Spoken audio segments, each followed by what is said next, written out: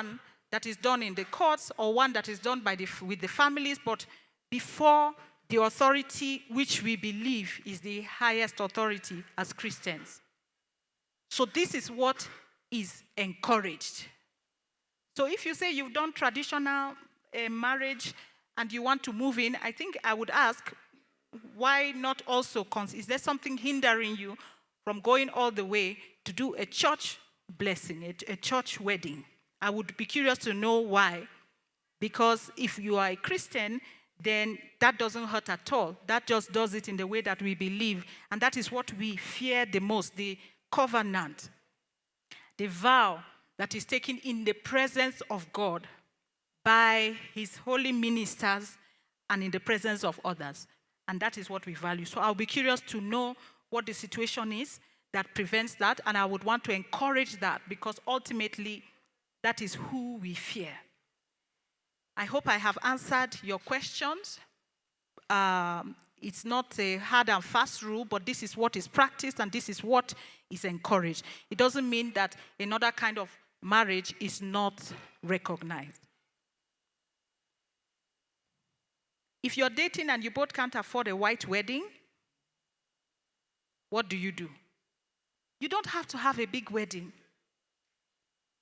You don't have to have a big wedding. Some small weddings can be very cute and very nice. I would say, cut your coat according to your size. It's not the size of the wedding that matters. We had a very big wedding, but sometimes when I attend smaller weddings, I almost wish that was what we had. So smaller weddings can be beautiful. Why don't you cut your coat according to your size, work within your budget, do something small, classy, and meaningful with the people that matter. And don't kill yourself over, I need a big wedding, I need a garden wedding, I need millions to get married. Okay, I think that I tried to lump the questions that are similar. And this one is a personal one that we were asked. What is your best and worst date experience? I think we shared our worst date experience in the last gala. Okay, and I'll share it again. It is when my husband took me to a nice, cozy spot by a dam, very nice scenery. We were both in the car just to have a moment to talk, and then police came and arrested us and carried me. He had to look for money to bail me. So that was the worst experience. The best dating experience, I would say, is when my husband, dating doesn't end with marriage, by the way, when my husband took me to one of the best hotels in the world. I'm not putting pressure on you, men. Bought me a diamond ring. And we had an awesome time away from the kids and everyone. Thank you.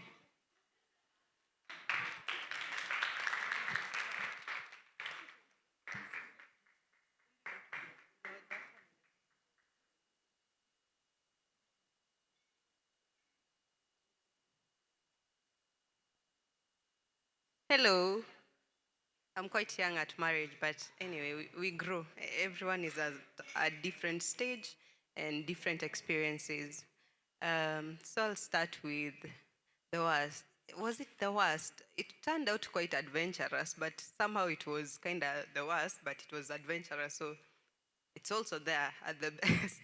So we decided to do a double date, my brother and his wife. And also, that time I think he was my fiance, yeah. So we decided to go to Mamba, was it Mamba Village? That one for, yeah, Mamba Village. It was quite nice. We saw the crocodiles, we were playing games. Actually, we carried games, yeah. So we were having fun.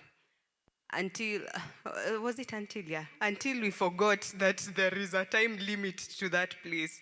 So they locked us in. So you were locked at Mamba Village.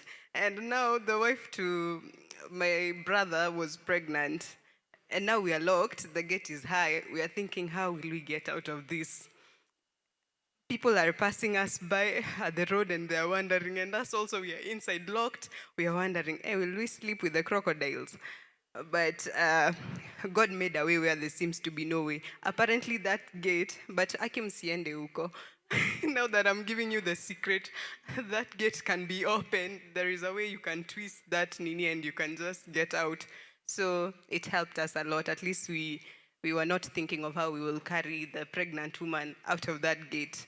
Yes, so that, okay, it was worse, but it was adventurous. So it's one of the best also.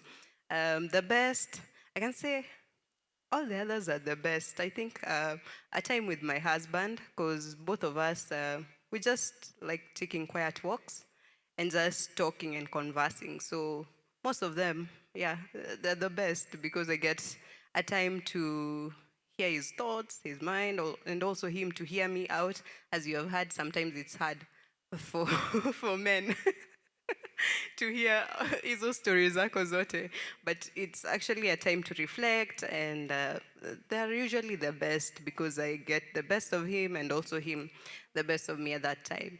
The other one I wanted to answer was that for finances, do you go halfway? Especially the one you've asked now that you're married, when you get married. Yes. So I can say in marriage, marriage is a journey, and it's different, it's dynamic. There is a time that you'll be the rich one, there is a time that he's the rich one. And I think one of the principles that me and my husband always, I think we go with is that we're always dating. So if you are the helper and you are the one at the top, imagine it won't hurt. There are times that you'll be the one paying the bills, you'll be paying the house rent, you'll be doing all that. And then there is a situation where he'll be doing all that. So for us, it's, yeah, we are helping each other. Now that we have decided to become one, by then in marriage, you're one. So there is not my finances, your finances. I think being also that I'm married young, because bado hata sijafikisha 30, being that also I'm married young, it has been a tussle and a hustle in terms of that, you are used to my money, and now we are now together, we are one. And I think the challenges and also the dynamics of marriage has opened our eyes to see that we are good together. Yes. Feature, is it Proverbs 31 woman? Yes. If you are able to ziba that ufa so that people won't know what's actually happening, don't let your husband actually break his back while you can be there to help him, Yeah, you can ziba that ufa. And yeah, I think I've answered that, right? Okay.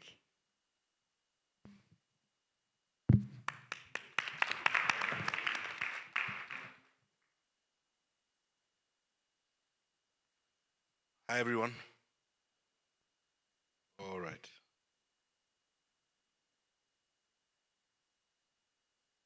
So let me try and answer a few questions. The first one on finances. Someone says, while dating, who should pay for drinks and lunch? It's a very, very important question. Um, Here's what I'll tell you. I think culture matters a lot, and cultures differ from place to place.